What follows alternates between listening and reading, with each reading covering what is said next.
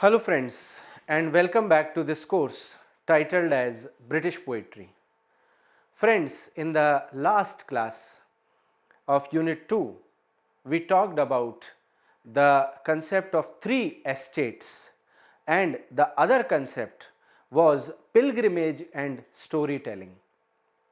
Now, we have discussed in detail about the critical analysis of both these concepts, three states and this storytelling. But now in this class we are going to discuss about the story. What is the tale of this wife of Bath, and how beautifully Chaucer was able to, let's say, narrate this story. So let's say try to start discussion on the one-to-one hand experience of Chaucer's type of, let's say, Middle English, dialect English, which we are going to learn in this poem, line by line analysis of the concept pilgrimage and storytelling. We are going to see that how Chaucer is able to justify the concept of pilgrimage and storytelling through this poem, the tale of the wife of Bath. But before moving ahead with the text of the poem, let me tell you what are you going to learn, what will be the lecture outcome of this 30 minutes lecture. You would be able to comprehend the setting of pilgrimage and storytelling in the light of the select text. So, when you will, let's say, understand the poem in this lecture and the coming two lectures, you will understand that how to comprehend the setting of a pilgrimage, how to comprehend the poem, the storytelling technique which Geoffrey Chaucer has used in this poem, the tale of the wife of Bath. So, without wasting any time, I must say in the language of Chaucer, here beginneth the tale of the wife of Bath, suggesting when you, friends, when you will read this line, you will find it very, let's say, different from the present English. But the East Midland dialect in which Chaucer has written, that was the way this kind of, let's say, English was written. You may find it outdated, but at the time of Chaucer, this was the most modern way of writing English language. So, let us look at, let's say, this language from the lens of the 14th century English literary writing. So, here Chaucer begins from line number 857 of the poem The Canterbury Tales. In the old days of the King Arthur. So, Chaucer is saying that in the old days of King Arthur, of whom Britons speak great honor, means the people who are British, they used to speak with great honor about this person, King Arthur. I will be reading the lines which are written here to explain the East Midland dialect of Chaucer. When you get time, you may read the way Chaucer had written the manuscript. This land was all filled full of supernatural creatures, the elf queen with her jolly company. So, Chaucer is trying to create a curiosity in the reference of this poem. He is saying that now we have to move back in the time of King Arthur from the present century. And here we will see that at the time of King Arthur, there was a land which was full of supernatural creatures. There was an elf queen with her jolly company. Jolly company means there were people who used to always wander around the queen taking care of her. So, that queen was an elf queen. Elf was again a kind of supernatural creature. Danced very often in many a green mead. This was the old belief as I read. So, Chaucer says that there was an old belief which I had read somewhere that there were, let's say, these kind of creatures who used to dance in the green mead around the queen. I speak for many hundred years ago, but now no man can see any more elves. So Chaucer says that now we are living in the present century. Friends, Chaucer was living in the century which was more developed from King Arthur's times, just like we are living in the 21st century now. So Chaucer is talking about an age which used to happen many years ago in the history of Britons. And now no human being at the time of Chaucer can see those elves which he is going to discuss in this poem. For now the great charity and prayers of licensed beggars and other holy friars. He says that in the present time there is too much charity and prayers going on everywhere. There are licensed beggars. Licensed beggars means who had, let's say, the authority of Roman Catholic Church, and there are holy friars who are everywhere, let's say, motivating people to give them some amount of money so that they can be relieved from the sins which they had committed in their life, that overrun every land and every stream. So Chaucer says that in the present century we are the people who are full of religiosity, Christianity. Maybe he is trying to use it ironically, saying that every stream, every aspect of the corrupt British life is under the influence of church. As thick as specks of dust in the sunbeam, blessing hall, chambers, kitchen, bedrooms. He says that there is too much dust of the sunbeam which is, let's say, used as a kind of bless in the halls, chambers, kitchens, bedrooms, cities, towns, castles, high towers, villages, barns, stables, dairies. This makes it that there is no fairies. So there is too much, let's say, blessing everywhere that the fairies are not found anywhere. Chaucer is trying to say that as much the Christianity is spreading everywhere, the Christian dominance has, let's say, killed the fairies and the supernatural creatures in this world, and now only the friars and the churchmen and the ecclesiastical characters, they dominate the world, the current situation, and thus we can simply say that there is no supernaturalism, no artificiality left in the world of Chaucer, only realistic Christian beliefs. For where an elf was accustomed to walk, there walks now the licensed begging friar himself. Chaucer ironically says that the path on which elf as a supernatural creature was accustomed to walk, they used to walk, let's say, freely on the paths.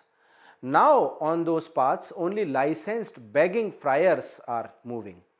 Chaucer calls these friars as beggars. Why? Because they are always begging for some kind of donation on the name of Jesus Christ from the common people. In late mornings and early mornings, and says his morning's prayers and his holy things as he goes in his assigned district. So Chaucer says that most of the time these friars are wandering here and there just like beggars. They are there in the late mornings, they are there in the early mornings. I mean, most of the time they are on the roads, on the paths, finding some kind of person, innocent person whom they can befool on the name of Christianity. So, and to befool these people, they are always chanting some kind of morning prayers, some kind of holy things with which people can be afraid, so that people can give them donations as much as they expect from them. And as he goes in his assigned district, so there are proper districts assigned to these friars. Chaucer is trying to say that the Roman Catholic Church has spreaded its, let's say, areas. There are separate areas assigned to separate friars, and nobody can surpass the area of another friar, suggesting that they have authority over that area to befool people and grab money out of their pockets. Women may go safely up and down in every bush or under every tree. There is no other evil spirit but he. Chaucer further says that now women can travel everywhere. He might be referencing about Eve, because Eve found Satan in the form of a serpent. So he says that now there are no serpent left in any bush or any tree, because who are the serpents? Serpents are these friars who can grab money out of these innocent ladies. So there is no other evil spirit but he. Who is he? He is the Christian character who wished to take out money from them. And he will not do them any harm except dishonor. So these kind of, let's say, Christian characters, they are not going to harm these common people in any way, but they are going to make them dishonor. Dishonor means the dishonor which is going to prove that there is nothing, let's say, honorable left in their life. They are going to defame these characters because they have not paid anything on the name of God to friars. And so it happened that this King Arthur had in his house a lusty bachelor. So when, let's say, now again Chaucer goes back to the time of King Arthur, and he says that in the time of King Arthur there is a house where Arthur used to live and a lusty bachelor also used to live. Now this person is unmarried and he is lusty. That on one day came riding from hawking. So this person is a knight and he used to ride a horse. And on one day he was coming back from the ride from hawking, and it happened that alone as he was born. So he was alone, just like when he was born. He was in the situation where nobody can see the sin which he is trying to commit now. So Chaucer is trying to say that when human beings are alone, they do all kind of fishy things, bad things, because there is nobody who can defame them, dishonor them.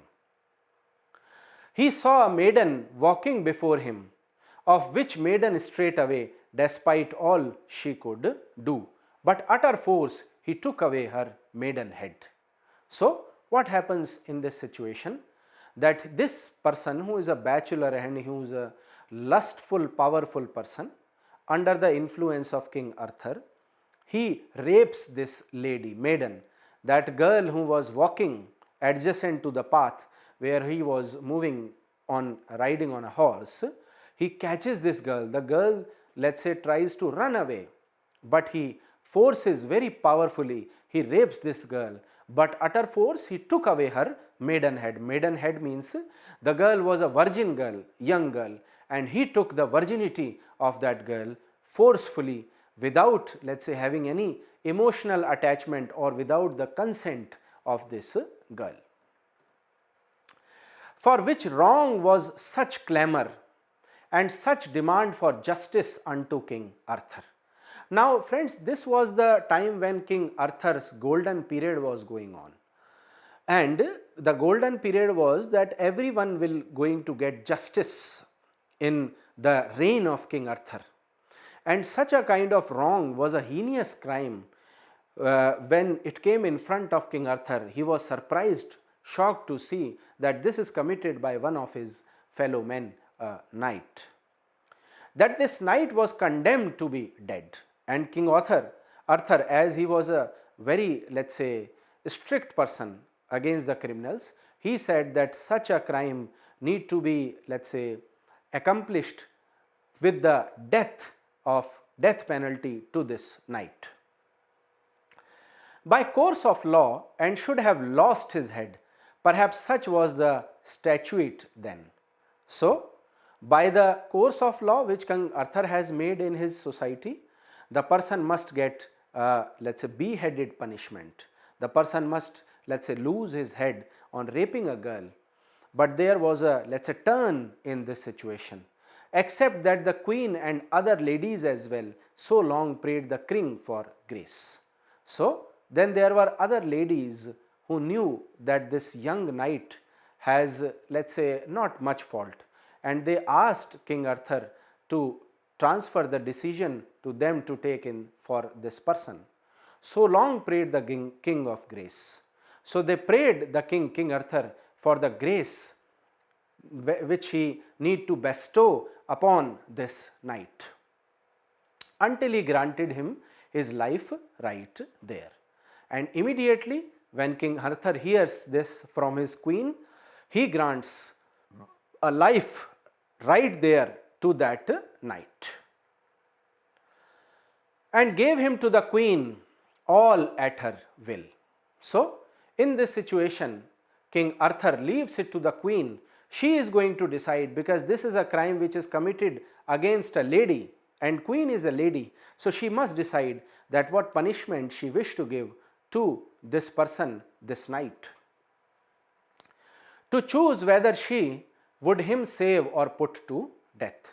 So now this is the queen's will, whether she wished to save this knight or whether she wished to put this knight to death. The queen thanks the king with all her might, and after this she spoke thus to the knight. And now the queen is very, let's say, grateful to King Arthur, and now she wished to, let's say, speak to knight about the punishment which she has to give to him. When she saw her time upon a day, thou standest yet, she said, in such condition.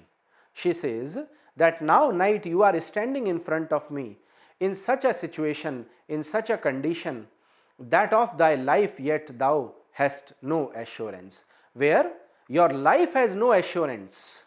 You are not going to get any assurance from my side that I will going to save your life, but this is something which is going to change your life. The decision which I am going to make, it will, let's say, create a twist in your life.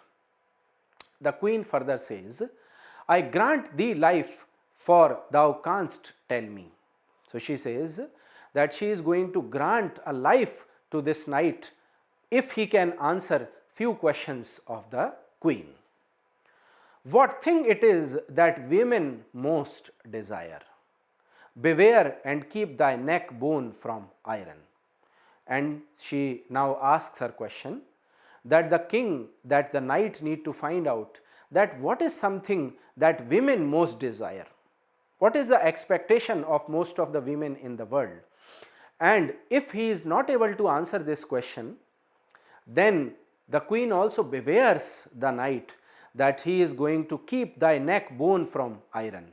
So then the knight has to keep his neck on the iron, and then he will be beheaded from that axe.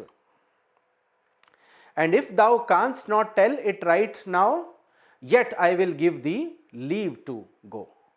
And then she says that if you are not able to answer this, let's say, this question in the present situation, then I will give you, let's say, some days time, so that you can go out, you can take a leave and to find a solution of this question. A 12-month and a day to seek to learn a satisfactory answer to this matter. And then she says that I will give you a time of 12 months and a day to find out and learn what is the satisfactory answer to my question. So the queen grants a time to this knight so that he can go search out, explore the answer to this question, and can come back and save his life. And I will have, before thou go, a pledge to surrender thy body in this place. And then she says that before you go, you must make a pledge. Pledge means you must give your words that you will surrender your body at this place in the court of King Arthur if you will not be able to get the answer to this question, that what women most desire. Woe was this knight, and sorrowful he sighs. So the knight was very confused on this statement of queen, and he woes, because he had no other choice left, otherwise King Arthur is going to kill him immediately. So he gives his words, he takes an oath, and sorrowfully and with sighs he leaves that place. But what he cannot do all as he pleases. So he don't know that what is something that is going to please women. Now this is a very, let's say friends, typical question to understand for a person like Knight, who had raped a girl just because he liked that girl. But what are the likings of the girl? What are the expectations of a girl? What women demands over men? That is something which is a very complicated question to answer by this Knight. And at the last he chose to leave and come again exactly at the year's end. So the Knight decides that he must leave, and exactly after 12 months and 1 day he is going to come back with the answer to this question, with such answer as God would provide him, and takes his leave and goes forth on his way. So this Knight starts his journey thinking that God is going to definitely provide the answer of this question to him, and God is going to save his life after 12 months time. He seeks every house and every place where he hopes to have the luck. So this Knight, he searches every house, every place, he goes here and there. He hopes that someone may give him luck, someone may give him the answer to this question. To learn what thing women love most, but he could not arrive at any region. So the Knight is confused, he wandered here and there, he met many women, he answered, let's say he asked this question to many women, but they were unable to answer that what women want most. So there was, let's say, no conclusion to which he could arrive while wandering at different regions, where he might find in this matter two creatures agreeing together. So he found that no two women can answer the same question. So he was getting more and more confused. One woman says that she want this, another woman says that she want this. So both of them are, let's say, in contrast to each other, and thus no conclusion, single drawn conclusion can be made in this journey by the king, by the Knight. Some said women love richest best, some said honor, some said gaiety. So these are the, let's say, explanations of the answers of different women whom Knight meet. So one woman says that she love the rich people best, another woman says that she love the people who have honor, and some women say that they expect gaiety from a men, some rich clothing, some said lust in bed, some women said that they need rich clothing. A man can gift them a good clothes, only then they will be, let's say, happy. Some women said that they need to satisfy their sexual urge, and whichever man can satisfy that, they will be happy into that situation. And frequently to be widow and wedded. And then they can, let's say, some women said that after becoming widow, they should get an opportunity for the wedding again. So this was something which was unacceptable in that society. Widows do not have the right of wedding. Some said that our hearts are most eased when we are flattered or pleased. So there are few women who need to be flattered by men. So they want that men should give importance to them, men must please them, men must flatter them. He goes very near the truth, I will not lie. So very near to the truth the Knight was about to go, and this is something which Chaucer has, let's say, trying to justify the situation of Knight in this scenario. A man shall win us best with flattery, and with the attention and with solicitude. Then he came to a conclusion that a man can win best with flattery, the women. Man can flatter women, and thus he can, let's say, get the heart of women, and with attention and with solicitude. If they can put attention towards women, give importance to them, then they can, let's say, get happiness from their life. We are caught, every one of us. So In this way, all the men are, let's say, considered into the demands of women. And some say that we love best to be free and do just as we please. And some women said they do not want to live in the company of men, they want to live free and they want to do whatever, let's say, they wish to please themselves, they wish to make themselves happy. And that no man reprove us for our vices, but say that we are wise and not at all silly. And then some women demanded that no man is going to question the intellectuality of women. They will like those men. They will not, let's say, try to point out the weaknesses of women, the vices of women, but they will say that all women are wise and they are not silly. For truly there is not one of us all. If anyone will scratch us on the sore spot. So some women said that man must not, let's say, scratch us on the sore spot. They must not, let's say, criticize us. That we will not kick back because he tell us the truth. So men must not speak truth in front of women, otherwise they have the right to kick back that man. Try it, and whoever so does shall find it true, for we never be vicious within. We want to be considered wise and clean of sin.